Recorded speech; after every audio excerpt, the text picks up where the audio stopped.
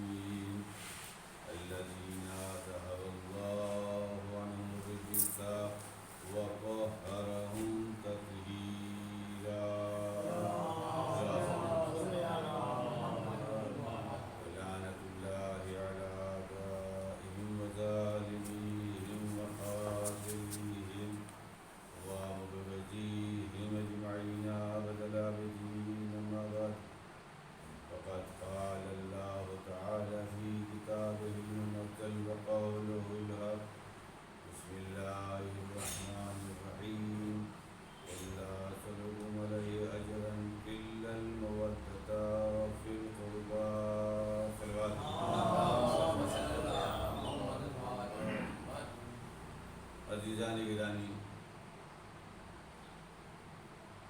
سورہ شعراء قرآن مجید کا 42واں سورہ ہے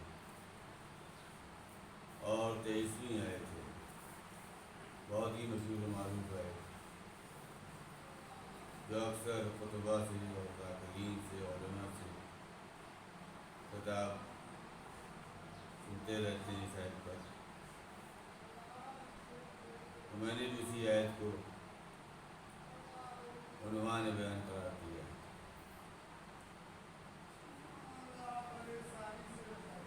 خداوند عالم اپنے حبیب کو حکم دے رہا ہے، اپنے رسول کو حکم دے رہا ہے کہ آپ اپنی امت کے لوگوں سے کہہ دیجیے کہ ہم تم سے کوئی تبلیغ رسالت کا نہیں چاہتے سوائے اس کے کہ تم میرے اہل بیت سے محبت اختیار کرو۔ تو عزیزان گرامی، اس آیت کے اندر آئے مدت میں لفظ قربہ ہے۔ عام طور سے محاورتاً ترجمہ کر دیا جاتا ہے کہ میرے اہل بیت سے محبت اختیار کرو، لیکن اگر غور و فکر کیا جائے کہ اس میں لفظ قربہ جو استعمال ہوا ہے، جو لوگ ترجمہ کر دیتے ہیں میرے اہل بیت سے قربہ، لیکن عربی زبان جو ہے وہ بہت زیادہ فصیح ہوتی ہے۔ آپ دیکھیں کہ صرف عربی زبان میں یہ خصوصیت ہے اس کی کہ ایک کے لیے لفظ الگ استعمال ہوتا ہے، دو کے لیے الگ استعمال ہوگا لفظ، دو سے زیادہ تو جمع ہوگا۔ اور ہر زبان میں دیکھیے ایک جو ہے واحد اور ایک سے زیادہ ہوئے جمع، لیکن عربی کی خصوصیت نہیں ہے کہ ایک الگ کے لیے لفظ ہے، دو کے لیے الگ اور دو سے زیادہ جمع۔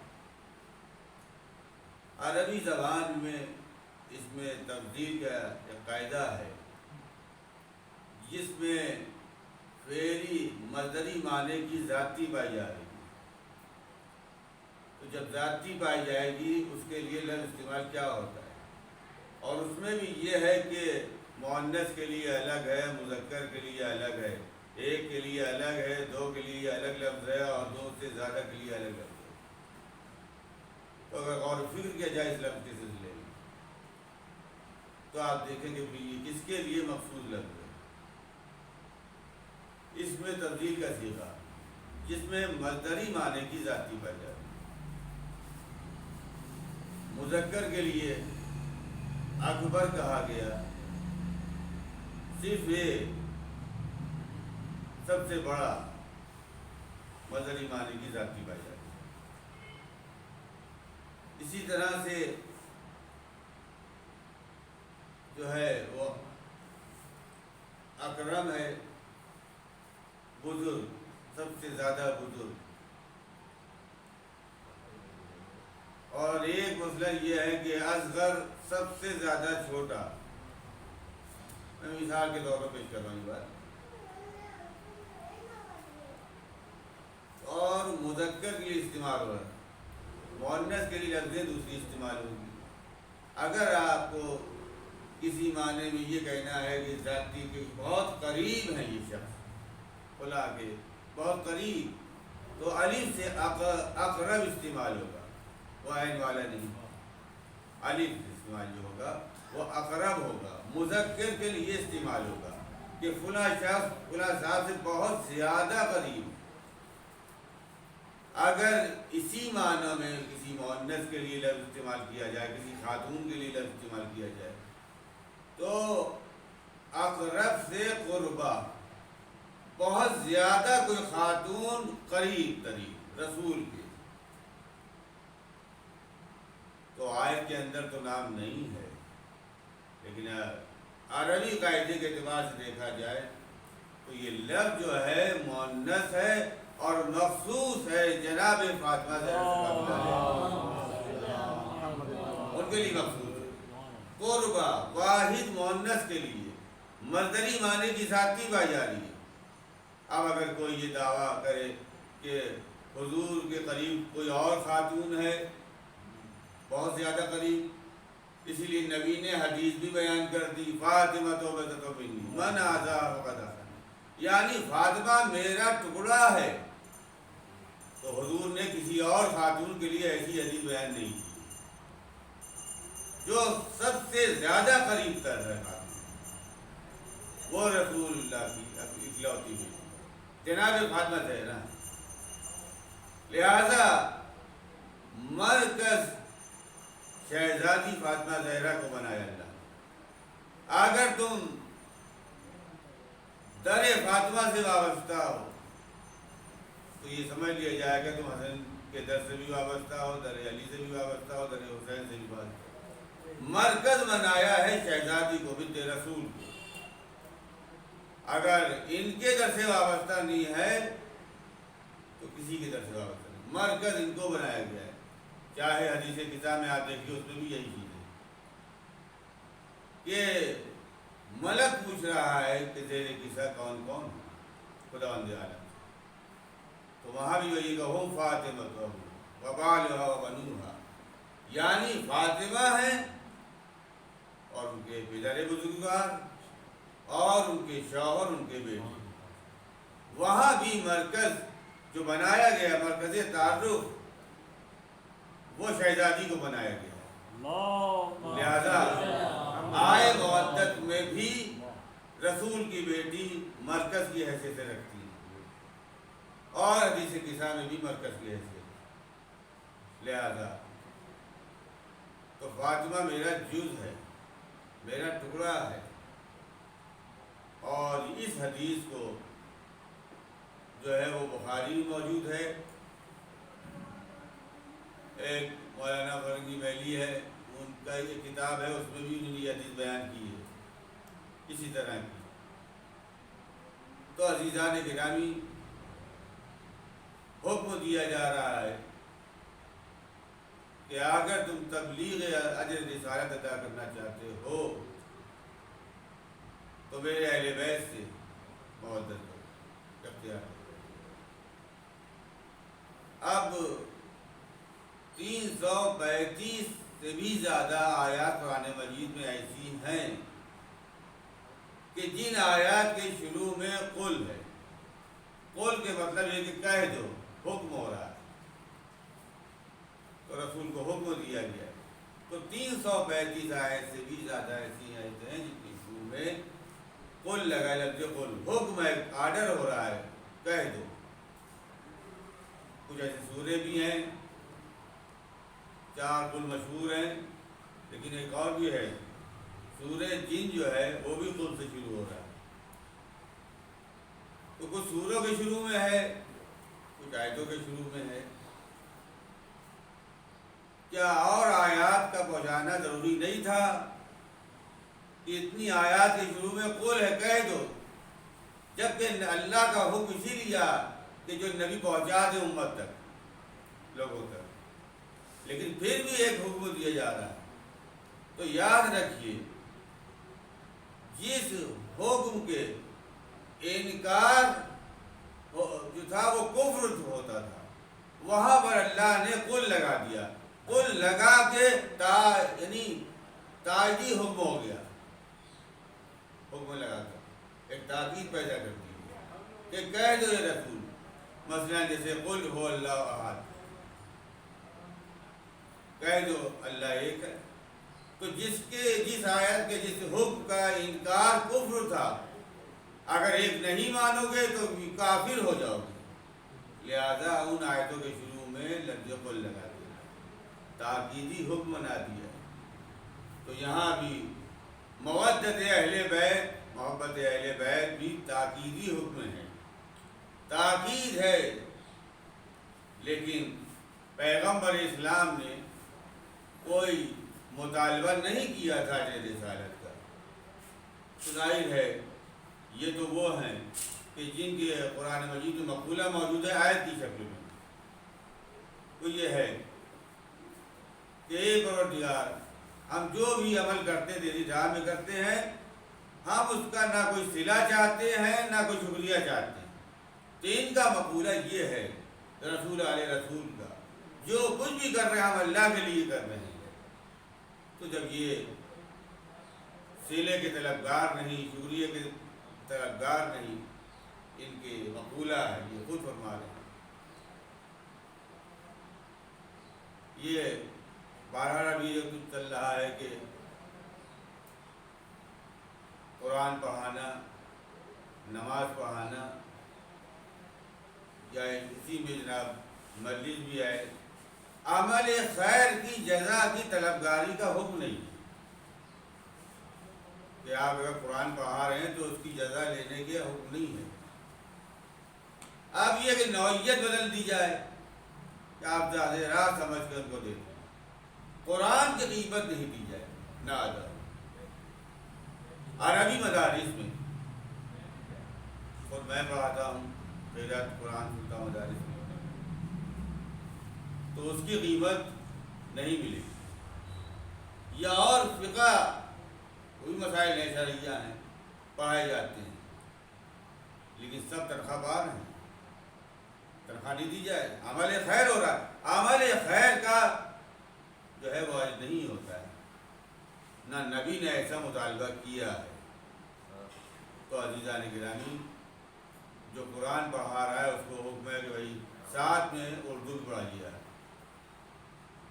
فقہ کی کوئی کتاب پڑھا رہا ہے، مسائل شریعہ ہے، اس کی جزا لینے کا حق ہی نہیں ہے، لیکن ساتھ اس کو فارسی زبان پڑھائی جا رہی ہے، دوسری کتابیں بھی ساتھ میں لگی تاکہ تنخواہ اس اعتبار سے جائز ہو جائے۔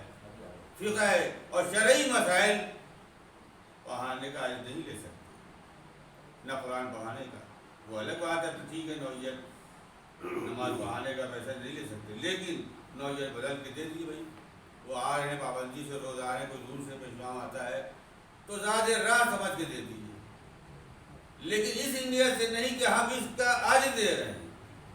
تو نبی نے بھی آج طلب نہیں کیا ہے، اسلام کی تبلیغ کی ہے، بہت پریشانیاں اٹھائی ہیں، تکلیف اٹھائی ہیں، بلکہ یہ امت والوں نے یہ مسئلہ رکھا تھا کہ ہم تبلیغ رسالت کا آج دینا چاہتے ہیں، ہم لوگ چاہتے ہیں کہ آپ نے اموال کا تہائی حصہ آپ کی خدمت میں پیش کریں۔ تو یہ نبی کی طرف سے مطالبہ نہیں تھا اجر کا، بلکہ امت جو ہے وہ یہ بات پیش کر رہی تھی کہ ہم آپ کو دینا چاہتے ہیں، تو وہ بھی ظاہر ہے کہ خدا کے بغیر کلام نہیں کرتے ہیں، خاموش رہ پیغمبر، وہ بار بار کہتے رہے کہ ہم آپ کو آج دینا چاہتے ہیں تبلیغ رسالت کا، نبی نے کوئی حکم نہیں، کچھ نہیں فرمایا، حکم خدا کا انتظار کر رہے۔ اور جب آئے مودت نازل ہو گئی، قُلْ لَا أَسْأَلُكُمْ عَلَيْهِ أَجْرًا إِلَّا الْمَوَدَّةَ فِي الْقُرْبَىٰ، اگر تم اجر دینا ہی چاہتے ہو تو کوئی مال دنیا نہیں، کوئی سونا چاندی نہیں، کوئی زر زیور نہیں، بلکہ تم میرے اہل بیت سے مودت اختیار کرو۔ کوئی اجر مانگا نہیں نبی نے عمل خیر کا، امت والوں نے یہ اجر کا مسئلہ تھا رکھا کہ ہم دینا چاہتے ہیں، کہ اگر دینا ہی چاہتے ہو تو مال نہیں ہے، بلکہ میرے اہل بیت سے محبت مودت اختیار کرو۔ تو عزیزان گرامی، یہ نبی کی طرف سے اجر نہیں ہے، اسی لیے کہ نفی کے ساتھ بات کی جا رہی ہے، قُلْ لَا أَسْأَلُكُمْ عَلَيْهِ أَجْرًا إِلَّا الْمَوَدَّةَ، میں تم سے اجر نہیں چاہتا ہوں، نفی کے ساتھ کہ میرے طرف سے اجر کا مطالبہ نہیں ہے، کوئی بھی عمل خیر اس کا صلہ نہیں چاہتے ہیں، تو معلوم یہ ہوا کہ اگر دینا ہی ہے تو تم سے ایسی چیز مانگ لی ہے کہ تمہاری فطرت میں ہے، یہ نہیں کہہ سکتے میری فطرت میں محبت نہیں، ایسی چیز اللہ نے مانگی ہے جو ہماری فطرت میں ہے۔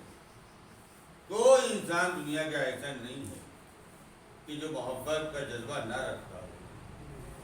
کیا اپنے رشتے داروں سے جذبہ محبت نہیں ہے؟ کیا بھائی بہنوں سے محبت نہیں؟ کیا ماں باپ سے محبت نہیں؟ کیا دوستوں سے محبت نہیں؟ حتیٰ کہ بے جان چیزیں اگر دیکھیں، اپنے لباس سے محبت ہے، اپنے مکان سے محبت ہے، اپنی ہر چیز سے محبت ہے، انسان کے جذبے میں محبت ہے، فطرت میں محبت ہے، لہٰذا وہی اسی لیے مطالبہ کیا گیا ہے کہ تم پیسے کی ضرورت نہیں کی، اسے بہت سے احکام ہوتے ہیں جو مال کے ذریعے سے انجام پاتے ہیں، ان کا حج ہر شخص پر واجب نہیں ہے، جو استطاعت رکھتا ہو مکے تک جا سکتا ہو اس پر واجب ہے، جن کے پاس نہیں ہے تو ان پر حج واجب نہیں ہے۔ تو مال کے ذریعے سے بہت سے احکام انجام پاتے ہیں، زکوٰۃ ہے، خمس ہے، ان کے مسائل ہیں اور دینا چاہیے شرائط کے مطابق، لہذا اللہ نے ایسی شے مانگی ہے جو انسان کی فطرت میں، اور اگر دیکھیے تو سارا نظام کائنات محبت ہی پر چل رہا ہے، محبت سے علیحدہ نہیں ہے۔ آج جو کائنات اپنی جگہ پر صحیح تعلیم اور قائم ہے وہ محبت کی وجہ سے۔ تاریخ میں بہت سی چیزیں ہیں، جناب موسیٰ کے وقت کی بات ہو، تاریخ میں موجود ہے، ان کے وقت کی بات۔ جناب موسیٰ گزر رہے تھے کسی طرف سے، کسی راہ پر جا رہے تھے، تو دیکھا کہ ایک عورت ہے جو اپنی گود میں بچہ لیے ہوئے ہے اور تنور میں روٹی لگا رہی ہے، لیکن جب تنور میں روٹی وہ لگاتی ہے تو اپنے بچے کو نوکے سے بچا لیتی ہے۔ تو یہی کر رہی تھی، وہ پکا رہی تھی، جناب موسیٰ غور سے دیکھنے لگی، کہا پروردگار اسے اپنے بچے سے کتنی محبت ہے کہ جب روٹی لگا لی ہے تنور میں تو نوکے سے بچاتی ہے، آگ سے بچا لیتی ہے۔ تو یہ محبت، یہ اپنے بچے کو آگ سے بچا رہی ہے، اور اگر محبت نہ ہو تو کیا بچے کو اسی طرح سے بچائے گی؟ وہ آگ کے نوکوں سے، آگ سے بچائے گی؟ وہی بچہ رونے لگا، اور جب زیادہ رونے لگا وہ پریشان ہو گئی پلائی، تو اس نے وہی بچہ غصے میں ڈال دیا۔ جناب موسیٰ گھبرا گئے، پروردگار یہ کیا، ابھی تو وہ آگ سے بچا رہی تھی بچے کو اور اب اپنے بچے کو آگ میں ڈال دیا۔ کہ ہم نے محبت نکال لی، تو یہ سمجھ لو کہ ہم نے محبت نکال لی تو ایک نفس ہلاک ہو گیا۔ اگر ہم کائنات سے محبت کو اٹھا لیں گے کائنات کا نظام ذرا برہم ہو جائے گا۔ صلوات پڑھیے محمد۔ تو سمجھ لینا چاہیے کہ کائنات کا جو نظام چل رہا ہے وہ محبت ہی پہ چل رہا ہے۔ آپ پوچھیں راستے میں تھوڑی دیر کے لیے آزمانے کے لیے کہ بھئی یہ کسی پوچھ لیجیے آپ کہاں جا رہے ہیں، کہا کہ میں والدین کی دوا لینے جا رہا ہوں۔ آپ کہاں جا رہے ہیں؟ بچوں کے لیے کھانے کا انتظام کرنے جا رہا ہوں۔ آپ کہاں جا رہے ہیں؟ تو کوئی نہ کوئی کسی محبت سے تعلق ہے، اس بنا پر یہ عمل کر رہا ہے، تو ماننا ہی پڑے گا کہ کائنات کا سارا نظام جو ہے اگر غور و فکر کیا جائے تو محبت کی وجہ سے، اگر محبت نہ ہوتی تو کائنات نہ رہتی۔ اسی محبت کی وجہ سے سارا کام ہو رہا ہے، کائنات چل رہی، سارے کام انجام دی جا رہے۔ تو عزیزان گرامی، اب میں نے بھی مضامین دیکھے ہیں، رسالے آتے ہیں، کتابیں آتی چھپتی ہیں، علماء کے خطبہ کے دانشور کے بیانات ہوتے ہیں، موضوعات ہوتے ہیں۔ تو محبت پر ایک موضوع آیا، انہی نے فرق بتایا یہ دیکھیے مودت اور چیز ہے، محبت اور چیز ہے، جبکہ دونوں عربی کی لفظ ہیں، مودت بھی ہے عربی لفظ اور محبت بھی، لیکن انہوں نے فرق بتایا دونوں کا، بتایا کہا کہ محبت میں دھوکہ ہے، فریب ہے، جھوٹ ہے، دکھاوا ہے، مودت میں خالص محبت ہے، اس میں دھوکہ فریب نہیں ہے، جھوٹ نہیں ہے، انہوں نے فرق بتایا۔ لیکن میں یہ عرض کر رہا ہوں کہ دیکھیے لفظ دونوں صحیح، عربی کی لفظیں ہیں اور دونوں لفظیں صحیح ہیں محبت کے لیے. لفظیں غلط نہیں ہیں، بلکہ عوام نے لفظ مودت کو نہیں لفظ محبت کو استعمال کرنا شروع کر دیا. ایک صاحب سے بہت محبت تھی، ایک صاحب کو، وہ غریب آدمی تھا، تو انہوں نے کہا کہ تم ہمارے یہاں نوکری کر لو. تمہارے دوست کو وہ جناب کچھ دن رہے، لیکن ان کی نیت نہیں صحیح تھی، تجوری صاحب کر کے چلے موقع میں. اور وہ بھی یہی کہہ رہے تھے میں محبت کرتا ہوں. کہتے کہ محبت میں دھوکہ دیا گیا ہے. اور جہاں مختلف صورتوں میں یہ محبت کی لفظ آتی ہے، لیکن دھوکہ دے دیا، لیکن فریب کے بعد جھوٹ بولے ہو. تو اس اعتبار سے کہہ دیا گیا کہ لفظ محبت اچھا لفظ نہیں، جبکہ عربی کی لفظ ہے اور دونوں لفظیں اللہ نے استعمال کی ہیں. محبت کی بھی لفظ استعمال کی ہے، مودت کی بھی لفظ استعمال کی. آپ حدیث فضا میں پڑھتے ہی رہتے ہیں کہ زمین و آسمان جو کچھ پیدا کیا، سورج چاند پیدا کیے، دریاؤں میں کشتی روان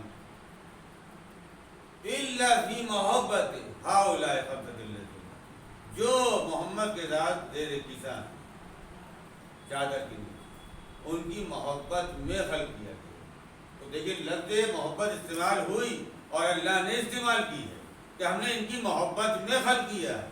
اور لفظ مودت آپ نے بھی سنی، قل لا تلکم علیہ الا المودۃ فی القربى، وہ بھی لفظ اللہ نے استعمال کی. تو اگر لفظ غلط ہوتی تو خدا بھی استعمال نہیں کرتا. دونوں لفظیں استعمال اللہ ہی نے کی ہیں اور اہل بیت کی محبت کے لیے. لہذا لفظ جو ہے محبت جو ہے وہ غلط نہیں ہے، بلکہ استعمال کرنے والا غلط، اس کا استعمال غلط کیا گیا، لہذا وہ لفظ بدنام ہو گئی.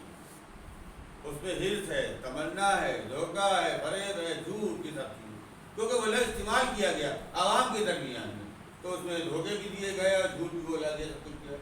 لیکن مودت کا لفظ استعمال نہیں کیا ہوا، وہ قرآن میں موجود ہے مگر عوام نے استعمال نہیں کیا. تو ان کا کہ یہ خالص محبت کے لیے ہے، لیکن ایسا نہیں ہے. میں نے عرض کیا بھی آپ کے سامنے لفظ محبت بدنام کر دی، اس لیے اس کو جو کہا گیا غلط ہے. اگر کوئی چھری رکھی ہمارے یہاں، ہم ترکاری کے لیے ہم نے خریدی ہے، ترکاری کاٹنے کے لیے، لیکن وہ چھری جس سے غلط ہم کسی آدمی کو قتل کرتے، چھری کی غلطی نہیں ہے. یہ چھری کو استعمال کرنے والا جو ہے جس نے غلط استعمال کیا وہ ہے ذمہ دار، نہ کہ چھری کو ذمہ دار اس کی نہیں. استعمال غلط ہوا ہے تو اس لیے لفظ کو کہہ دیا یہ بدنام ہو گئی، عوام نے غلط استعمال کیا، اس لیے فرق اپنے مضامین میں ایسا آ جاتا ہے. لیکن ہمارے نتیجہ یہی ہے کہ اگر یہ لفظ غلط ہوتی تو خدا کبھی استعمال نہیں کرتا. لہٰذا لفظ محبت بھی صحیح ہے اور لفظ مودت بھی ہے صحیح، دونوں عربی لفظ ہیں. تو عزیزان گرامی، آج شہزادی زینب کی شہادت کی تاریخ ہے. دیکھیے پہلے یہ تاریخیں زیادہ نہیں مناتے تھے لوگ، ابھی چند سال تک سینکڑوں کتنے سال تک 15 کو محفل چل گئی، 15 تاریخ کو آج تو محفل چلی ہے 15 کو، سالوں ہوتی ہے. اب انہیں نے کہا کہ یہ تاریخ آئی ہے کہ 15 کو شہادت ہے، لہٰذا وہ محفل وہاں پر روک دی گئی، تو ان کی مجلس کر دی. تو وہی کہیں گے چونکہ یہ تو اردو لغام اگر آپ دیکھیں گے پرانی، ان میں آپ کو یہ تاریخیں نہیں مل پائیں گی. تاریخیں وہی دی ہیں اس کتاب میں کہ جو معتبر. آپ جناب کیلنڈر ہم کہاں سے کتنی جگہ سے چھپتے ہیں، کتنے اداروں چھپ رہے ہیں، بمبئی چھپ رہے ہیں اور یہاں لکھنؤ بھی چھپ رہے ہیں، جنتریاں چھپ رہی ہیں. اب غیر معتبر تاریخ بھی چھاپنا شروع کر دی جو معتبر نہیں سمجھی گئی. ابھی دیکھیے جماعت اسلامیہ میں شہادت گزری جناب زینب، جو زینب جو مجلسیں ہوتی ہیں سر، تو اس کو بھی تاریخ ہے، آج بھی ہے۔ بہرحال یہ کہ ہم لوگ کا یہ مسئلہ ہے کہ جو بھی تاریخ ہو، جے تاریخ ہو، ہم ان کو مناتے ہیں۔ تو عزیزان کرام جتنا ہو سکے ان کا ذکر ہو۔ تو شہزادی زینب، دیکھیے عظمت بلند ہوتی ہے تو اسی کا دعویٰ کیا جاتا ہے۔ دیکھیے خدا سب سے بڑا ہے، لوگوں نے خدائی دعوے کی، نبوت کا بھی دعویٰ کیا گیا، جو ایک شاعر مشہور ہے متنبی، عربی زبان میں اس کی کتاب ہے اشعار، متنبی کہتے ہی اس کو جو نبوت کا دعویٰ کرتے۔ امامت کے بھی دعوے کیے گئے۔ دیکھیے کبھی کمتر جگہ کے لیے یا ہستی کے لیے کوئی دعویٰ نہیں کرتا، جتنے زیادہ بلند ہوگا اسی کا دعویٰ ہوتا ہے۔ تو ہمارے رات کے 10ویں امام حضرت علی نقی علیہ السلام، اس لیے کی شہادت کی تاریخ کا بھی خیال ہے، کیا شہزادی کی شہادت کی تاریخ ہے۔ تو ان کے زمانے کی بات ہے، ایک عورت نے دعویٰ کیا کہ میں زینب بنت علی، ان کے زمانے میں دعویٰ کیا میں زینب بنت علی ہوں، اور یہ جھوٹ بات کہی ہے بھی، اور رسول اللہ نے یہ دعا دی ہے ہم ہر 20 سال کے بعد یہ جوان ہو جائیں۔ اب دیکھیے آپ، یعنی شہزادی کا مرتبہ بلند تھا، تبھی جو ہے دعویٰ کیا جا رہا ہے کہ ہم زینب بنت علی ہیں، مرتبہ بلند تھا تبھی دعویٰ کیا۔ اب یہ بات جو حاکم وقت کے سامنے آئی، اس نے دعویٰ کیا، اب خود تو مسئلے حل نہیں کر سکتے، یہ ہمیشہ تاریخ میں رہا ہے۔ رسول کے قرابت دار ہی انہی کی اولادی نے مسئلہ حل کیا، چاہے دشمن رہے لیکن مسئلہ انہی نے حل کیا۔ اب اس طرح کی چیزیں بہت سی ہیں، ان کا کہ آپ تو ان کے ہاتھوں کے پیچھے پڑ گئے ہیں، اور علی نے 70 مرتبہ مدد کی ہے، اور انہوں نے کہا اگر علی نہ ہوتے تو ہم ہلاک ہو جاتے۔ تو علی تو وہاں بار بار مدد کر رہے ہیں، اور آپ کہہ رہے ہیں آپ ان کے پیچھے تو ہاتھ دھو کے پڑ گئے۔ مدد ان کی نہیں ہوئی، نہ ان کی مدد کرنا ہے۔ زوجہ ناراض ہو کر جائیں، شوہر مدد کرتے رہیں، یہ سب نہیں ہوگا۔ تو معلوم یہ ہوا کہ مدد ان کی نہیں ہے، مدد اسلام کی ہے، اس لیے کہ مسئلہ اگر حل نہیں ہوگا تو وقار اسلام جو ہے مجروح ہو جائے گا۔ بلند یہ اسلام باقی رہے، اسلام کی مدد کی ہے، وہ سمجھ رہے ہیں کہ ہماری مدد کی ہے۔ عزیزان گرامی، کیونکہ محافظ اسلام خود علی تھے، تو درد اسلام بھی علی رکھتے تھے۔ ان کو کیا ہے، نہ تو اسلام کے محافظ ہیں نہ درد اسلام ہے، جو جی چاہے ہو اسلام کا۔ جب اسلام کے محافظین کے ساتھ بدسلوکی کی گئی تو اسلام کے ساتھ کیا، سب کچھ کیا ہے، تو ان کی کبھی مدد نہیں کرتے۔ مدد اسلام کی ہوتی ہے، دین کی مدد کرتے تھے۔ تو جتنے معصومین ہیں جو مدد کی ہے دشمنوں کی، وہ اسی لیے کہ وقار اسلام بلند ہے، بلند یہ اسلام اپنی جگہ پر ہے۔ لہٰذا 10 امام کو بلایا گیا کہ آپ مسئلہ حل کیجیے، اور آپ کے خاندان کی خاتون ان کا دعویٰ کیا جا رہا ہے۔ تو امام نے فرمایا کہ ہم اہل بیت کا گوشت پوست جانور پر حرام ہے، اگر یہ اپنے دعوے میں سچی ہے تو اس کو شیروں کے پنجرے میں ڈال دیا جائے، اگر ہم اہل بیت میں سے ہوگی تو یہ اس کو نہیں کھائیں گے، اور کیا اگر نہیں ہے اہل بیت میں سے تو اپنے لقمہ بنا لیں گے۔ اب وہ عورت نے جب سنا یہ فیصلہ ہوگا، مسئلہ اس طرح سے حل کیا جائے گا، اس نے کہا نہیں میں بالکل نہیں، جھوٹ دعویٰ کر رہی ہوں۔ زندگی سب کو پیاری ہوتی ہے، لہٰذا وہ نے دعویٰ کہا کہ غلط دعویٰ لیا، میں جھوٹ بول رہی ہوں۔ دیکھا کہ شہزادی زینب کا بھی دعویٰ کیا گیا اور کہا کہ یہ حدیث نبی کی کہ بنت رسول کے لیے، خود اپنی بیٹی کے لیے، کہ اگر علی نہ ہوتے تو فاطمہ کا کوئی کوفو نہیں تھا. یہ پیغمبر کی حدیث ہے. کہا یہ حدیث کہ ان کا کوئی کوفو نہیں ہے اگر علی نہ ہوتے. تو شہزادی زینب ثانیہ زہرا کہلاتی، ان کا خطاب بھی پیغمبر نے عطا کیا، ثانیہ زہرا. یعنی اتنی بلندی رکھتی تھی، اتنی عظمت بلند تھی کہ وہ ثانیہ زہرا کا خطاب جو ہے پیغمبر نے شہزادی زینب کو دے دیا. کہا تو یہ کہ اگر علی نہ ہوتے کوئی کوفو نہیں تھا میری بیٹی کا. لیکن دوسری زہرا یہ، ان کی عظمت و بلندی بہت کچھ ہے جو ہم کم حق کو ہونا بیان نہیں کر سکتے. عزیزان گرامی، اب یہ کہ جب یہ سنا کہ امام نے حکم دیا ہے کہ اس کو شیر کے پنجرے میں ڈال دیا جائے، تو وہ اپنے کاغذ میں جھوٹ بول دیا، جھوٹا دعویٰ میں نے کیا.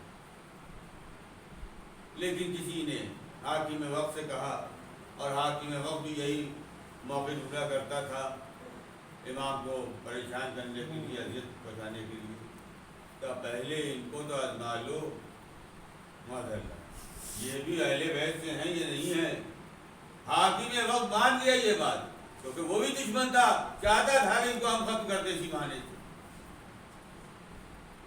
اور اوپر سے بالا خانے پہ گیا، وہاں سے منظر دیکھا تھا کہ تم ان کے شیروں کے بیچوں میں ڈال دو. جب امام کو داخل کیا گیا، شیر اتنے بھوکے انسان کی بادشاہی کے پیچھے دوڑ رہے ہیں. جیسے ہی امام داخل ہوئے تو دور پر شیر قریب آ گئے اور ان کے سامنے ان کے قدموں پر سجدہ کرنے لگے، ان کے قدموں کو ڈھونڈنے لگے. تو میں ایسے موقع پہ میں یہ کہا کرتا ہوں، ارے یہ جانوری اس انسان نما سے افضل بہتر ہے کہ جو ان کی عظمت پہچانتا تو ہے کہ ان کے قدموں کو چوم رہا ہے، مگر یہ انسان نما جو یہ چاہتا ہے کہ ان کو ختم کر دیا جائے. بتایا کہ دیکھو جانور تک پر امامت ہے، لیکن یہ جو تھے انسان نما جانور تھے جو ہر وقت در پہ رہتے تھے کہ ان کو اذیت پہنچائیں، تکلیف پہنچائیں. اور سارے اعجازی قوت سے بھی واقف تھے دشمن. اس نے امام کو لے کے بلندی جگہ پر قریب 40,000 کی فوج کا یہ بیری ہے، دیکھ لیا یعنی امام کو مروب کرنے کے لیے اپنے وہ لشکر دکھا رہا ہے. تو جب وہ دکھا چکا، امام نے فرمایا کہ تم میرا بھی لشکر دیکھ لو. جب تم نے اپنا لشکر دکھایا ہے تو میرا بھی لشکر دیکھ لو. اب جو اس نے دیکھا تو مشرق سے مغرب تک فوج بھری ہے، ہاتھوں میں تلوار لیے، تو گھبرا گیا. تو دیکھا کہ اعجازی قوت میرے پاس ہے، ہم تم سے مروب ہونے والے نہیں ہیں. نہیں یہاں تو مسئلے دیکھی جاتی ہیں، اگر حاکم وقت کوئی بات پوچھ لے کہہ دے تو مسئلے دیکھتے ہیں کہ ناراض تو نہیں ہو جائیں گے حاکم وقت، تو ایسی بات نہیں کہیں گے. لیکن جب دست امام سے پوچھ لیا، ایک مکھی حاکم وقت کے ناک پر آ کے بیٹھ رہی ہے، ہکا رہا ہے، وہ بھی آ کے بیٹھ جاتی ہے، بار بار ہکا رہا بھی بیٹھتی ہے. وہ کہتا ہے کہ فرزند رسول، اس مکھی کو اللہ نے کیوں پیدا کر دیا؟ کیا مقصد ہے؟ میں ہٹا رہا ہوں، وہاں پہ وہیں بیٹھ جاتی ہے. تو کوئی حق بات نہیں کہہ سکتا ہے سوائے اہل بیت کے. مسئلہ دیکھے گا حاکم وقت کہیں ناراض نہ ہو جائیں، وہ آیت کا سلسلہ ختم ہو جائے گا حاکم وقت سے. لہذا وہ حاکم وقت کی مرضی دیکھے کوئی ان کے خلاف کوئی بات نہیں. لیکن جو اہل بیت ہیں، حاکم حقیقی خدا ہے ان کی، یہ دنیا والے حاکم کوئی حیثیت نہیں رکھتے. تو امام نے کہا کہ تم چونکہ مقصد نہیں جانتے ہو خلقت کا، اس لیے تم واقف نہیں ہو. اس لیے کہہ رہا ہوں کہ مکی کو بیکار پیدا کر دیا اللہ۔ یہ جملے ہیں بالکل اس کے سامنے، اور دربار میں امام نے فرمایا کہ اللہ نے مکی کو اس لیے پیدا کیا ہے کہ زمانے کے ظالم اور جابر بادشاہوں کو رسوا کرے۔ اب یہ بات کوئی حق بات کہہ سکتا ہے حاکم وقت کے سامنے؟ کوئی جواب نہیں اس کے پاس، لیکن امام نے جو حق بات کہنا تھی وہ کہہ دی، چاہے وہ ان کو قتل کرے، چاہے ان کو اذیتیں پہنچائے، لیکن حق بیانی سے کبھی وہ نہیں، جو حق بات ہوتی ہے وہ کہتی۔ تو عزیزان گرامی، آج شہزادی زینب کی شہادت کی تاریخ ہے۔ آئے مودت پر ذکر کر رہا تھا میں، تو اہل بیت میں سبھی آتے ہیں، سب سے عقیدت محبت ہے، زہرا سے محبت ہے، ثانیہ زہرا سے محبت ہے۔ اہل بیت کے ہر فرد سے جو بھی اللہ اور رسول اہل بیت سے محبت کرتا ہے ان سے محبت ہو۔ رسول اللہ کی ازواج تھی، لیکن جناب ام سلمہ یہ اہل بیت سے بے حد محبت کرتی تھی، اور اگر کوئی مخالفت کی بات کرتا تھا تو ان سے وہ بات کرنا چھوڑ دیتی تھی۔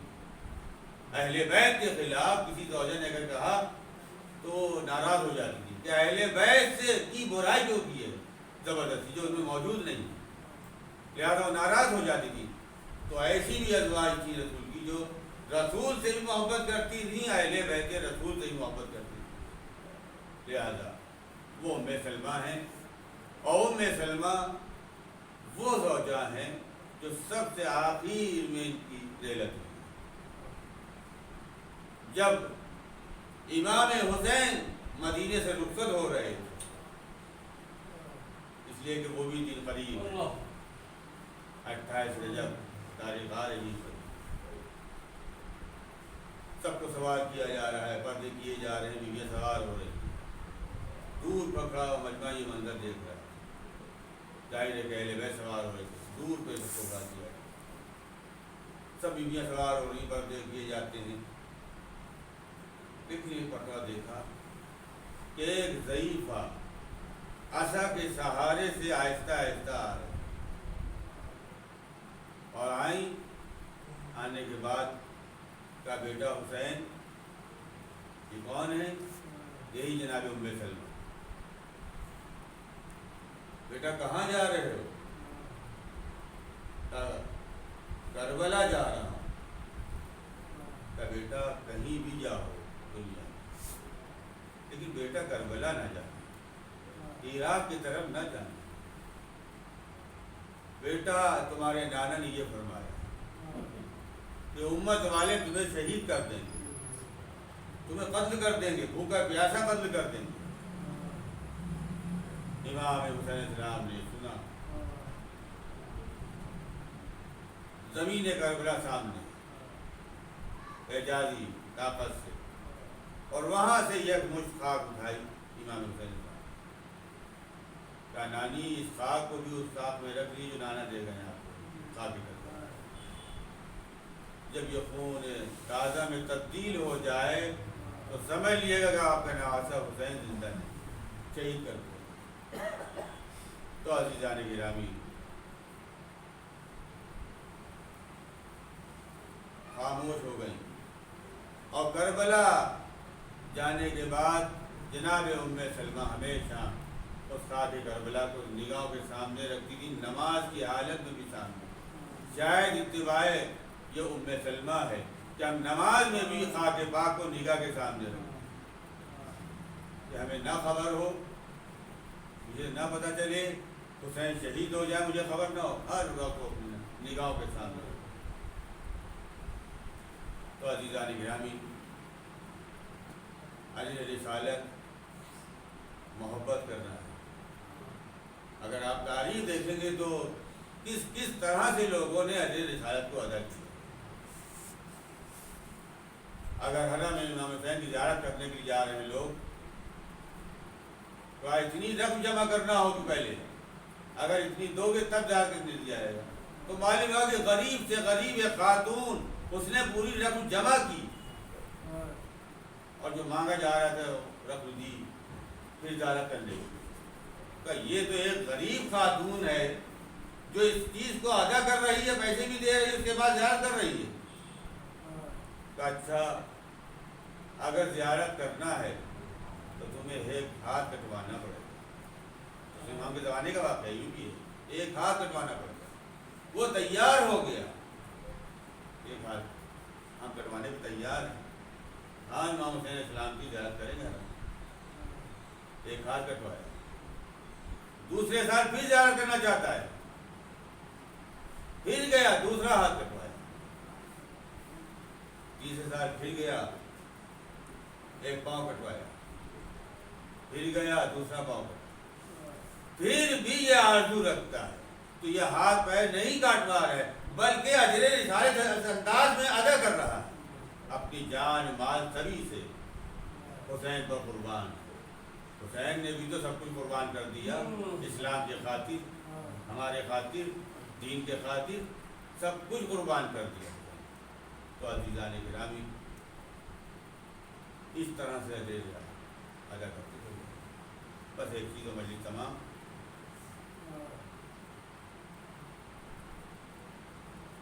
ایک میاں بیوی زوجہ شوہر کا واقعہ.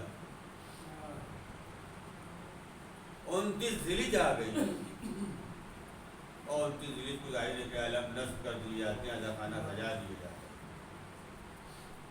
تو ایک دن اس کی زوجہ نے کہا اپنے شوہر سے، اب کی کوئی ادا خانے کا تم اہتمام نہیں کر رہے ہو؟ کیا عقیدت میں کوئی کمی آ گئی؟ کہا کہ عقیدت امام حسین میں کوئی کمی نہیں، بڑی کوشش کی کوئی انتظام نہیں ہو پایا، لہذا کس طرح سے میں ادا خانہ سجاؤں؟ تو اس نے کہا کہ فلاں دیالے نے مجھے ایک لڑکی عطا کی، ایک بیٹی، اگر اس کو فروخت کر دو اور جو پیسہ ملے اس سے ادا خانہ سجاؤ. تو جب لڑکی نے سنا تو فوراً خود آ گئی سامنے، کہا میں تیار ہوں. اپنے ماں باپ سے کہا میں حسین کی عزاداری کے واسطے میں اپنے کو بیچنے پہ تیار ہوں. بارہ جب دیکھا کہ لڑکی کو تیار ہے، لباس فاخرہ سے آراستہ کیا اور بازار میں ایک طرف جا کے کھڑے ہو گئے اپنی بیٹی کو. اتنے میں ایک سوداگر آ گیا اور اس نے کہا کہ میں یہ لڑکی خریدنا چاہتا ہوں.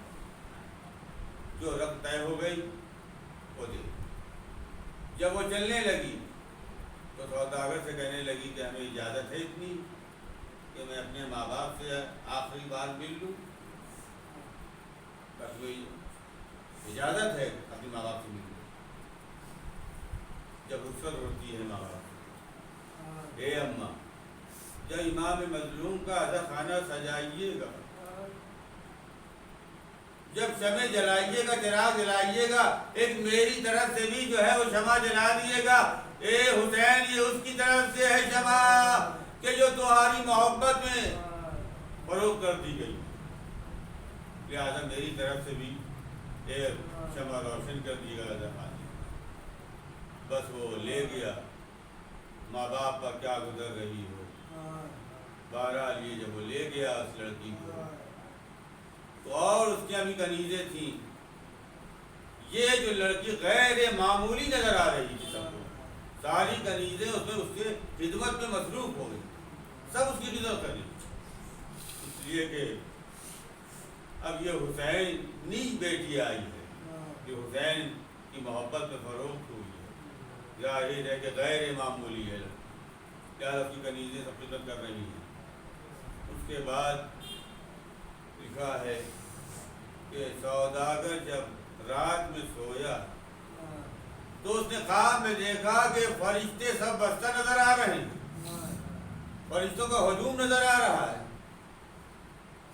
اور دیکھا، پوچھا اس نے کہ اتنے فرشتے کیوں ہیں، سب بستہ نظر آ رہے ہیں، کاہے کے لیے؟ اس نے کہا تمہیں نہیں معلوم اللہ کے رسول تشریف لا رہے ہیں. دیکھا جب اللہ کے رسول کو آتے دیکھا تو آنکھوں سے آنسو جاری تھے، گریا کرتے ہوئے آئے. وہ ہاتھ جوڑ کے کہتے ہیں سوداگر اے اللہ کے رسول اگر کوئی مجھ سے کوئی تکلیف ہوگی مجھے معاف کر دیجیے. کہا تجھ سے کوئی مطلب نہیں، میں اپنی بیٹی سے ملنے آیا ہوں. اللہ اکبر. ایک عزادار کی کیا اہمیت ہے نگاہ رسول میں. اپنی بیٹی فرما رہے ہیں اپنی بیٹی سے ملنے آیا ہوں. اور حضور فرماتے ہیں سوداگر سے جتنی چاہے مجھ سے قیمت لے، لیکن اس بیٹی کو ماں باپ کے سپرد کر جا کر. جب آنکھ کھلی تو فوراً اس بیٹی سے کہا تیار ہو جاؤ لڑکی، تمہارے ماں باپ کے سپرد کرنا ہے. لے کے پہنچا، ماں باپ کے سپرد کر دیا. ماں باپ خوش ہو گئے، میری بیٹی آ گئی. لیکن ایک مدینے میں تنہا بیٹی ہے جو انتظار کر رہی ہے اپنے بابا کا، اپنے چچا کا، اپنے بھائی کا انتظار کر رہی ہے کہ علی اکبر کب بلائیں گے یا کب آئیں گے، بابا مجھے کب بلائیں گے اور کب جو ہے آئیں گے بابا. انتظار کر رہی ہے جناب فاطمہ صغریٰ. عزیزان گرامی، بس عزیزان گرامی، یہ ہے اجر رسالت جو بھی آپ نے سنا. لیکن جناب صغریٰ جو ہیں آنکھوں سے آنسو جاری ہیں. عصر کا وقت ہو گیا. ام سلمہ نے دیکھا کہ وہ خاک کربلا ہے. اب وہ خاک نہیں ہے بلکہ خون تازہ جو نظر آ رہی ہے. بس سمجھ گئی کہ میرا حسین شہید کر دیا گیا بھوکا پیاسا. لیکن ام سلمہ کو یہ نہیں معلوم کہ ابو فضل عباس نے اپنے بازوؤں کو کٹوا لیا ہے. علی اکبر نے شہید کیا، یعنی شہید بھی ہو گئے. جناب قاسم کا لاشا پامال ہوا. کیا کیا مظالم ہو گئے ہیں ام سلمہ کو نہیں معلوم. خالی وہ یہی جانتی ہے کہ امام حسین شہید کر دیے گئے. عزیزان گرامی، کچھ پرند تھے جب امام حسین شہید ہو گئے آ کر خون میں لوٹنا شروع کیا. انہی نے اپنے پروں میں خون تازہ خون حسین لے کر کے اطراف عالم میں نکل گئے کہ ہم خبر شہادت دے دیں. بس عزیزان گرامی، ایک پرندہ تھا جس نے رخ مدینے کا کیا اور اپنے پر میں تازہ خون لگا کر کے اور یہاں تک کہ روضہ رسول میں پہنچ گیا. ارے طواف کرتا جاتا تھا کہ اے اللہ کے رسول، ارے آپ کا نواسا حسین 3 دن کا بھوکا پیاسا کربلا میں شہید کر دیا گیا. اور ادھر ایک طائر سوید وہ بھی آیا، اس کے پروں میں خون بھرا ہوا ہے اور آ کر یہاں مدینے میں دیوار پر بیٹھ گیا. ایک مرتبہ دیکھا فاطمہ صغریٰ نے ایک طائر سوید ہے اور خون تازہ ٹپک رہا ہے. بزبان فصیح گویا ہوا، اے فاطمہ صغریٰ، اور اپنے بابا کا انتظار اب نہ کرو، اپنے بھائیوں کا انتظار نہ کرو، اپنے چچا کا انتظار نہ کرو. ارے اب کوئی آئے گا نہیں. کربلا کے میدان میں اپنے بازوؤں کو کٹوا دیا ہے. ارے کسی نے برچھی کھائی، تمہارے علی اکبر بھی شہید ہو گئے. انتظار نہ کرو. امام حسین کو بھی 3 دن کا بھوکا پیاسا شہید کر دیا گیا. کوئی نصرت کرنے والا نہیں، کوئی.